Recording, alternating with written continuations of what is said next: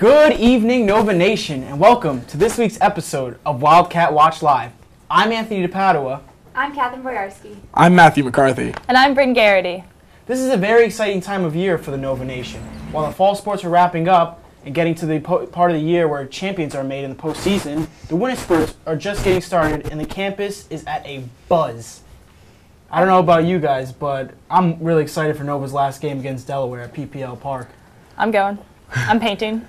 Yeah, Awesome. I think it's a great time for all the Nova Nation to go to the football game, and then also we have that game against Delaware that night. So we get to see the final part of our football team in action, and then we get to see our basketball team in. I think it's the third game of the season, so right at the beginning of the season. Yeah. So I think it's a great time for Nova Nation to be proud of their teams, and hopefully we pull out 2 wins that day. A lot of school spirit. It's gonna be a fun time on the campus for sure. Now, to kick off tonight's episode of Wildcat Watch Live, we have Wildcat Watch Live's own Brendan Garrity, who conducted an interview with Villanova football coach Andy Talley this past week. They spoke on a variety of topics, ranging from the play of freshman starters to the hot-button topic that is conference realignment.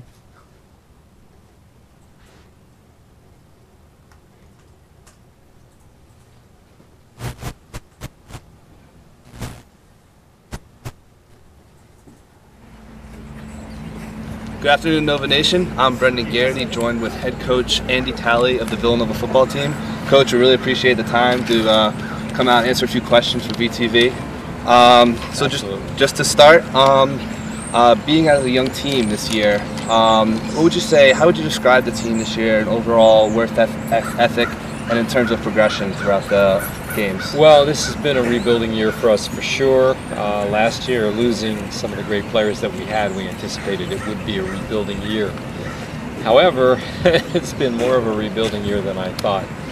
We've had some early season injuries. We lost Norm White, our great receiver for the year. Our quarterback was hurt for 4 games. And we ended up, kind of struggling from week to week. And everybody in our league right now is pretty good. So we've ended up playing with about 10 true freshmen on our team. But they've worked hard. We haven't been as competitive as we would like to be. But in the end, they've continued to give us their best effort. And, the thing about it is next year we bring back 22 starters. And I think we'll be very, very good. So Nova Nation just has to hang in there a little bit. I know it's been a rough year for us. Given the fact that we were semifinalists last year and the national champions the year before, but we'll be back. Absolutely, yeah. I know a lot of people are, still supporting the team this year. Looking forward, as you said, to the 20-something returning players next year. In terms of that, you mentioned tougher competition in your division. All the talk about Big East play and moving conferences, and we see this even in the higher rankings in the Division I schools. What are your thoughts just on the overall idea of the Big East or possibly conference moving in terms of competition and how it would benefit Villanova football? Well, Villanova is in a holding pattern right now because the Big East is continuing to restructure. And there have been all kinds of models, 1, 2, 3, and 4. I think, we've let people know that we want to be a part of the Big East as time goes on. And we're just sort of waiting to see. The Big East is still trying to take teams that are ready-made. It would take us 3 or 4 years to get to the 1A level. And we're really just waiting for them to clear things up, decide what teams are going to get in. And at this point in time, we're trying to do the best that we can do as a member of the CAA. Yeah, absolutely. And final question, Coach. With 2 games left in the season, obviously one on the road at Massachusetts this weekend, and the big Delaware game next weekend at PPL Park. As a few of your seniors are playing their final games, what are you mentioning to them in terms of their last 2 games as a college football player? And so how are you getting them prepared to face UMass on the road and ultimately the Delaware game, which obviously has a lot of hype playing at PPL Park? Right. Well, the UMass game, we in fact leave tonight for UMass. Will be a big game for us because we're finally turning the corner, I think, a little bit on the offensive side of the ball. Chris Maloney, our freshman quarterback, is doing a great job, and we're hoping that our defense will step up and give us a game. we're looking to be competitive. I think we have a chance to win the game, and it would be nice to go on the road and beat a team that's on their way to the MAC conference. Yeah.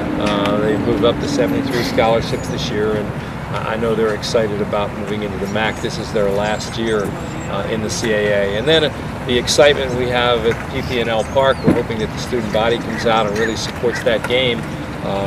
Right now we've sold 13,000 tickets. The place seats almost 19,000. And it's going to be a tremendous rivalry game and a lot of fun for the students to come down there and enjoy a game day experience in a tremendous stadium. Every seat is a great seat. And watch two teams. We've been fortunate to beat Delaware 5 years in a row, so we're hoping that we can finish on a strong note in these last two games. Coach, we want to thank you again for your time. We really appreciate it. Best of luck this weekend, and back to you guys in the studio. And now for the results of the game that Coach Talley alluded to, Villanova's road trip to Amherst, Massachusetts for a road battle against the UMass Minutemen. The last time Villanova's football team visited the UMass Minutemen in Amherst, Massachusetts, and actually won, was in 1978. This was the same year that Pete Rose recorded his 3,000th Major League hit, and the Dallas Cowboys, led by Roger Staubach, won their second of 5 Super Bowls. Needless to say, the Wildcats were due. Sure enough, our long-awaited victory finally came this past Saturday. In an all-around great effort from both sides of the ball, our boys took it to the Minutemen and cranked their clocks for a stellar 35-17 victory. In a near scripted-esque fashion, Nova was able to force 6 turnovers, 3 of them being from senior cornerback Jimmy Pitts, who had 3 interceptions on the day, and 2 recovered fumbles by sophomore corner Craig James, and capitalized on these turnovers for 28 of Nova's 35 points on the day. The Wildcats had a 28-10 lead at halftime, thanks to 3 turnovers in a 4-minute span. However, although it may seem like the defense did all the work on the day, the offense had their fair share too. Freshman quarterback Chris Poloni threw for 3 touchdown passes. Redshirt freshman running back Austin Medley clocked in both a rushing and receiving TD. And freshman running back Jamal Abdur-Rahman had 62 yards both receiving and rushing, and also a reception touchdown. This win marks the first time Coach Andy Talley ever won at Amherst in his historic Villanova career. Although this has been a rough season for our Cats, a win against an FBS-bound UMass team is a huge testament to our Cats' potential for years to come. Great job, guys, and hopefully we can end the season out on a win. Now for some volleyball news, I'm going to throw it over to Catherine. Thanks, Anthony. There's truly nothing like some great Big East competition. On Friday, the volleyball team went up against a Big East opponent when they played the USF Bulls. The Villanova team played with righteous vigor. In 4 closely contested sets, our Cats were able to tame the Bulls with a 3-1 score. Junior Krista Anderson recorded 12 kills for the day, and Mergen had 12 kills, an impressive 4 blocks.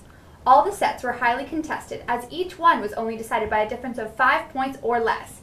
In fact, in the 4th set, the score was tied 9 times, before Anderson would go on to put the nail in the coffin for the Bulls and get her 12th kill for the day.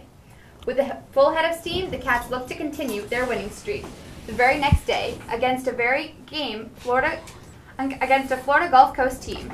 The day truly belonged to Eminem, and I'm not speaking of Slim Shady, but Nova's senior duo, Maggie Mergen and Kim Maroon. Mergen was downright vicious on the court, recording 18 kills against the Eagles, while Maroon led the defensive front, recording 36 digs. In a very similar fashion, just against the Bulls, Nova would defeat FGCU 3-1. In almost too much of a coincidental fashion, Nova would grab the first set as they did against the Bulls and only drop the second one, claiming the 3rd and 4th for their second victory on this Florida road trip. Our Cats are looking good heading into the last game of Big East play, so we can only hope they finish the season as strong as they played these last 2 games. If they do play well against Louisville and Cincinnati, the Wildcats have the chance to move up from their current number 4 seed in the Big East rankings. Now, let's send it over to Matt with the highlights of soccer and field hockey. Thanks, Catherine. The men's soccer team was busy in their first ever appearance in the Big East tournament this weekend. On Thursday, the Wildcats defeated top 20 ranked Notre Dame in the first round of the tournament. In what was a defense-dominated match, Wildcat freshman Aaron Davis was able to score the only goal of the game in the 35th minute. Sophomore Dylan Renna dribbled past 2 Notre Dame defenders and sent a perfect cross into the middle of the box where Dennis was able to easily head the ball into the left side of the net, giving Nova the 1-0 lead. A hard-fought game on all fronts by the Wildcats, and a stellar performance was turned in by senior goalkeeper John Fogarty. The 1-0 victory moved the Wildcats into the quarterfinals, where they squared off against South Florida this past Sunday. The game Sunday was another hard-fought battle, ending in another 1-0 victory for Villanova. The Wildcats stunned the crowd early when junior Kyle Soroka sent a free kick from just outside the box, curling around USF defenders and their goalkeeper just 2 minutes into the game. This game looked eerily similar to the game against Notre Dame, or to their past game against South Florida on October 22nd, a game where the Wildcats took a 1-0 lead into halftime, but then ended up losing 2-1. History would not repeat itself this past Sunday, as the Wildcats were able to learn from their mistakes and were able to stay strong through the second half and seal the 1-0 victory. They move on to the semifinals this coming week. Women's soccer had another big week, but not on the playing field, but certainly for their efforts in season in general. All Big East teams came out on Thursday, and Villanova's own Katie Ryan was awarded her second straight nomination to the All Big East first team. Ryan had an outstanding season, scoring 12 goals, recording 4 assists, and 4 of those goals were game winners. Ryan ends her career at Villanova with 3 All Big East first selections. Stephanie Myers also was honored at this dinner, where she was named to the All Big East rookie team after her breakout season for the Wildcats. She finished the year with 7 goals, coupled with 5 assists. Myers ranked in the top of the Big East leaders in goals and points. Villanova now has had 2 All Big East performers for 11 consecutive years. Congrats, ladies. The women's field hockey team was also received some recognition from the Big East board when senior goalie Megan Gels was named to the Big East All-Tournament team. This announcement came after the semifinal loss to Syracuse 3-0 on Thursday. Gels had set 4 saves, but the constant offensive pressure from the Orange proved to be too much for the Wildcat defense. Congratulations, Megan, on your nomination. Now, this past week, I was able to spend some time with the Villanova basketball team at our media day. I was able to interview some players, talk to Jay Wright, and talked about the upcoming season, how they felt the season was going to be. So let's take a look at that.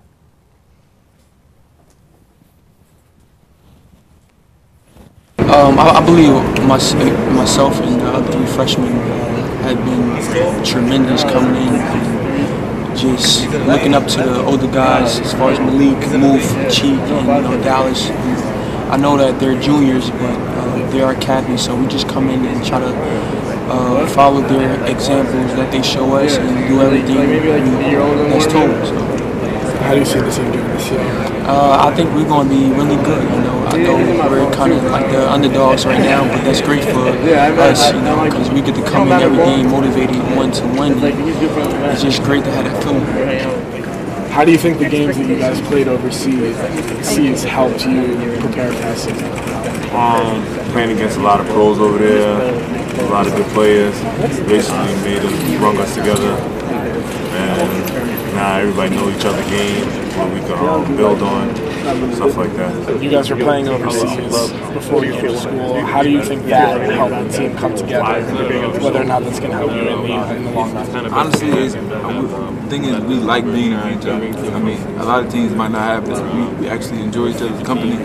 We're brothers, really, and that just makes the bond stronger on the court. Now, how are the veterans on the team taking the loss from last year? How are they going to take that into this year? Every loss, we try to learn something. And what we learned from last year is everything counts. Even the little things, not fighting over a screen, not boxing outright. Everything counts. Everything adds to like a win. So we just have to focus on the little things.